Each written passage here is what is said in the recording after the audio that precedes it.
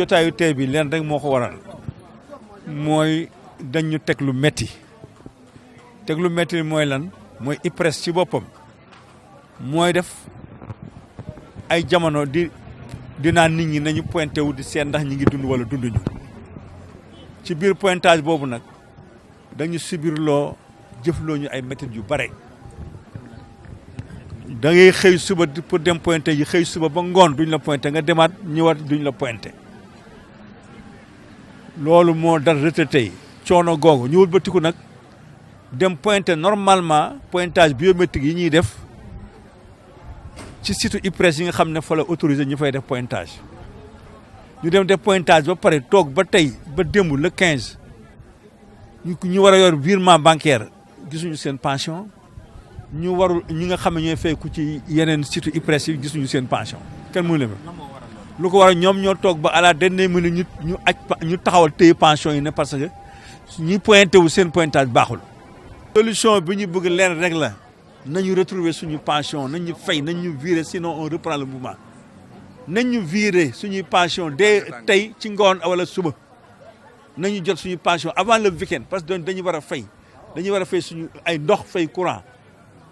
Sénélec li mu doon baal mag ñi wala SDE doon ko baal mag ñi amatul léegi ci ndox bu sa facture date bi jotee échéance bi jotee boo tegee 3 jours ñu coupé la pour un retraité il faut ñu dimbali retraité yi yërëm leen tuuti le directeur général ci boobu laay waxal monsieur Dieng na xam ne les retraités c'est des gens qui ont servi la nation bec et ongle sur la sueur de leur front ñu dem ba retraité léegi mënatuñu am jàmm pour jot seen xaalis. Bon, l'origine de ce problème c'est que au niveau de l'IPRES, la méthode d'antan, c'était des pointages manuels. Bon, après, ils ont eu à faire des pointages biométriques. Après quelques temps, ils ont supprimé ces pointages pour refaire encore un autre pointage biométrique. On sait au niveau de ce deuxième pointage biométrique où il y a eu des problèmes. C'est-à-dire les gens se sont pointés avec la croix et la bannière dans des situations, conditions très difficiles. Tu te lèves à 6 heures du matin pour te pointer. Des fois, tu passes toute la journée sans être reçu pour le pointage. Les pointages n'ont pas été faits dans les règles de l'art. Et ce sont eux qui sont responsables de tout ça. Donc, on ne peut pas subir des choses dont nous ne sommes pas responsables.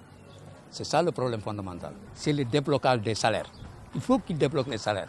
Nous avons des impératifs à régler. Il y a les factures qui sont là. Bon, il y a les scolarités des enfants. Il y a la dépense quotidienne. Bon, il y a tout.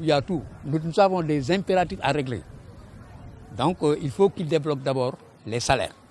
C'est la première mesure que nous attendons d'eux. La première mesure que nous attendons d'eux, c'est de débloquer les salaires. Dans l'immédiat, le plus rapidement possible. Sinon, on remet ça. Et puis, nous avons d'autres plans aussi que nous allons dérouler. Il faut immédiatement débloquer les pensions. C'est la première des choses qu'il faut faire pour qu'on puisse continuer à faire les négociations.